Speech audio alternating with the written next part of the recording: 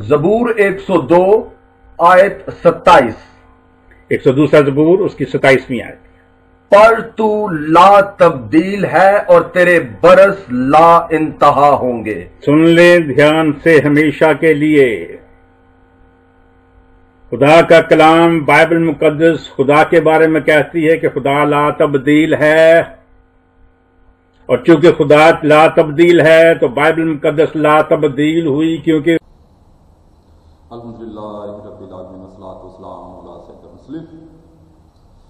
Saint Simpson کا یہ دعویٰ کہ لا تبدیل خدا کا لا تبدیل کلام، پہلے تو ہم یہ چیک کریں گے کہ واقعی بائبل جو ہے خدا کو لا تبدیل دکھاتی ہے، کہ عیسائیوں کا یا بائبل کا یہ جو دعویٰ ہے کہ ان کا خدا جو ہے، جو بائبل میں خدا کا ذکر ہے یا خدا کا تصور ہے، وہ لا تبدیل ہے، کیا یہ واقعی صحیح ہے؟ اس کے بعد دیکھیں گے لا تبدیل کلام۔ حالانکہ میرا مائنڈ، میرا ذہن یہ تھا، میری سوچ تھی کہ لا تبدیل کلام یعنی کہ بائبل کے بارے میں بائبل کو ثابت کرنا کہ یہ تبدیل شدہ ہے، تحریف شدہ ہے، اس میں بہت ساری تبدیلیاں ہیں۔ تو مگر جب اس کا یہ دعویٰ سنا کہ لا تبدیل خدا، تو میں نے سوچا کہ پہلے تو بائبل کا خدا، بائبل میں جو خدا کی صفات ہیں یا بائبل جس کو خدا بنائے ہوئے ہے، اس کی خبر لے لی جائے۔ ان کی طرح نہیں، حقائق کی بنیاد پر خدا کا تعارف بائبل میں کن الفاظ میں مرقوم ہے، اس کا دیکھیں تکوین 1 باب، یہ بائبل کی سب سے پہلی کتاب ہے تکوین، پروٹسٹنٹ میں پیدائش اور کاتھولک میں تکوین۔ میرے پاس کاتھولک بائبل ہے، اس لیے میں زیادہ اسی میں سے پڑھتا ہوں، تو جہاں ضرورت پڑی میں پروٹسٹنٹ بائبل بھی سامنے لاؤں گا، پھر آپ اس میں دیکھیے گا کہ لا تبدیل کلام کیسا ہے پروٹسٹنٹ بائبل اور کاتھولک بائبل میں۔ اور یہ جو دعوے اس کے ہیں کہ وہ بائبل کو آسان بنانے کے لیے ہم کوشش کرتے رہتے ہیں، ایسی بات نہیں ہے، آسان بنانے کے لیے نہیں، بالکل حقائق تبدیل ہو جاتے ہیں۔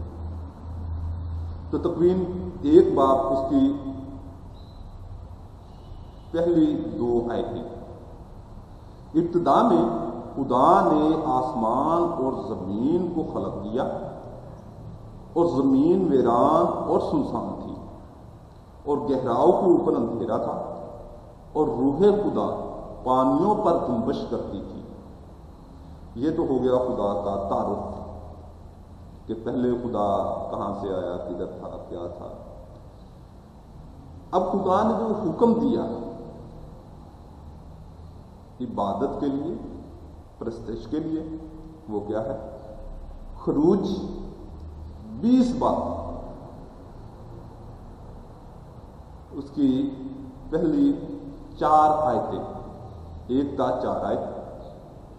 تب خداوند نے کلام کر کے یہ سب باتیں فرمائیں، میں خداوند تیرا خدا ہوں جو تجھے ملک مصر یعنی جائے غلامی سے نکال لایا، تیرے لیے میرے حضور کوئی دوسرا معبود نہ ہو، معبود یعنی کہ عبادت تو کسی اور کی نہ کرنا، تو اپنے لیے کوئی تراشی ہوئی چیز یا کسی چیز کی صورت جو اوپر آسمان میں یا نیچے زمین پر یا زمین کے نیچے کے پانی میں ہے مت بنانا، تو انہیں سجدہ نہ کرنا اور نہ ان کی خدمت کرنا، کیونکہ میں خداوند تیرا خدا خدائے غیور ہوں، یعنی کہ میں اتنا غیرت مند ہوں کہ میں اپنے بندوں کو نہیں چاہتا کہ وہ کسی اور کی طرف دیکھیں یا کسی اور کی طرف جائیں یا وہ کہیں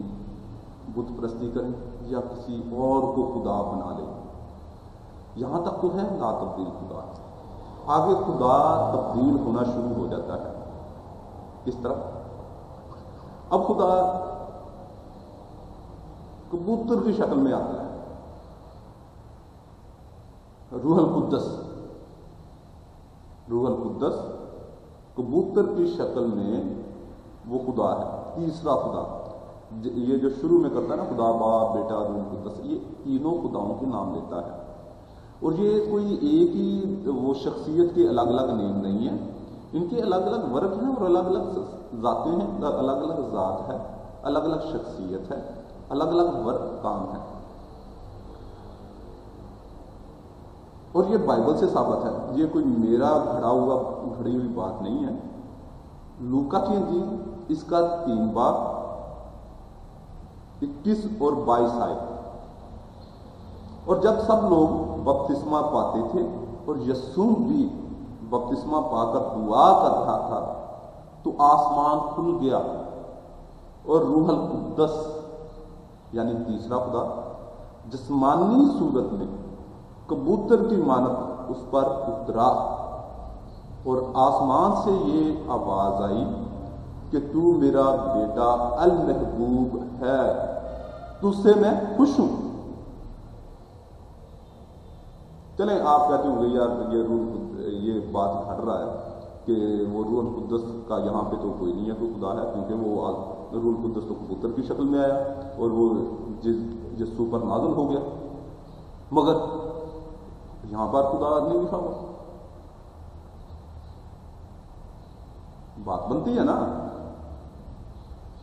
آواز تو آسمان سے آ رہی تھی کیونکہ آسمان پر خدا بیٹھا تھا، وہاں سے وہ آواز دے رہا تھا کہ یہ میرا بیٹا محبوب ہے، اس کی سنو، یا جو بھی اس نے کہا اس وقت. تو مگر رسولوں کے اعمال میں دیکھیں گے 5 باب اس کی 3 آیت اور 4 آیت. مگر پطرس نے کہا، اے حننیہ، کیوں شیطان نے تیرے دل میں ڈالا کہ تو روح القدس کو فریب دے اور زمین کے دام میں سے کچھ رکھ چھوڑے؟ کیا جب تک وہ نافروختہ رہی تیری نہ تھی اور فروخت ہو کر تیرے اختیار میں نہ رہی؟ تو نے کیوں کر اس بات کا اپنے دل میں خیال کیا؟ تو نے آدمیوں کو نہیں بلکہ خدا کو فریب دیا ہے. یعنی کہ یہاں روح القدس کو فریب دیا گیا، روح القدس کو خدا کہا گیا. اب یہ یسوع خدا کرتے رہتے ہیں، مسیح خدا ہے. تو میں بائبل میں سے بھی اس کا وہ حوالہ دے دیتا ہوں کہ یہ کہاں سے کہتے ہیں کہ یسوع خدا ہے. مسیحی جو صلیب پر مرا، جس کے منہ پر تھوکا گیا، جس کو کوڑے مارے گئے، جس کو مکے مارے گئے، جس کی تذلیل کی گئی، جس نے صلیب پر کہا، آئے خدا تو نے مجھے کیوں چھوڑ دیا، یا اے بات تو نے مجھے کیوں چھوڑ دیا، الہ الہ لما شبتا، شکوا کیا.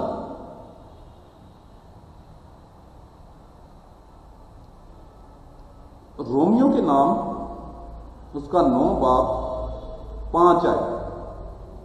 ابا انہی کے ہیں اور بشریت کی نسبت المسیح بھی انہی میں سے ہوا جو سب کے اوپر ابد تک خدائے محبود ہے. یہ جیزس کے بارے میں، یسوع کے بارے میں ہے کہ ابا انہی کے ہیں، یعنی کہ خدا بھی انہی کے ہیں، اور خدا کا بیٹا روح جیزس یسوع یہ بھی یہودیوں میں سے نکلے. یہودیوں پہلے یہودی تھا اور پھر خدا بن گیا، بنی اسرائیلی تھا. اور پھر ایک بہت ہی اہم تبدیلی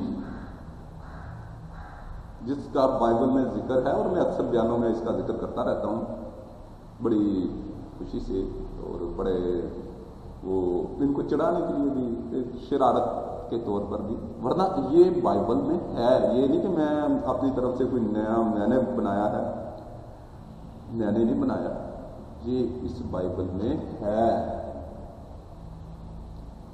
کرنتھیوں 2 باب 4 آیت 3 اور 4.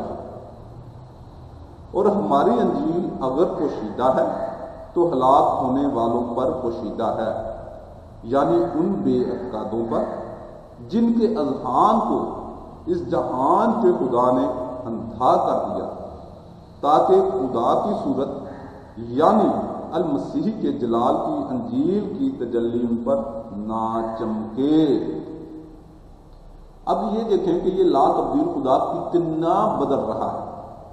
سب سے پہلے ایک خدا غیور خدا، اس کے بعد وہ روح القدس کی شکل میں آیا کبوتر کی مانند، اس کے بعد خدا وہ یسوع خدا بنا، تیسرا خدا یا دوسرا خدا۔